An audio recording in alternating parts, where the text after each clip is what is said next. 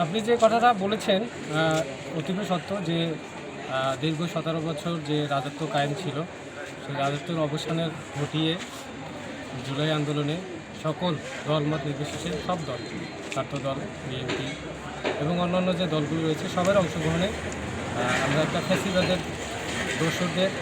হাত থেকে আমরা দেশকে মুক্ত করতে পেরেছি। তো সেক্ষেত্রে আমরা শুধু আলহামদুলিল্লাহ এবং তরুণ আমরা জুলাই গণঅভ্যুত্থানের পরে যে জুলাই সনদ আমাদের মাঝে আসছে, যার পক্ষে পার্টির সুনির্দিষ্ট অবস্থান হলো আমরা হ্যায়ের পক্ষে, এবং আমরা পার্টি ঘরে ঘরে যাচ্ছি এবং হ্যায়ের পক্ষে একই সাথে ধানের শীষের পক্ষে আমরা ভোট চাচ্ছি। এই তরুণ প্রজন্ম দুটো বিষয়ই আমাদের সাথে ঐক্যবদ্ধ হয়েছে এবং আমাদেরকে সেই আমাদের পক্ষে থাকার যে অঙ্গীকার করেছে তরুণ প্রজন্ম, আমরা একটি দফাতে দিয়েছি, সেখানেও আমাদের এই জুলাই সনদের সাথে অলমোস্ট কাছাকাছি কিছু মিল হচ্ছে। জুলাই গণঅভ্যুত্থানের পরে আমরা একটা স্বাধীন বাংলাদেশ পেয়েছি, নতুন বাংলাদেশ। সেই বাংলাদেশের সকল দলের ঐক্যমত্যের ভিত্তি থেকে জুলাই সনদ,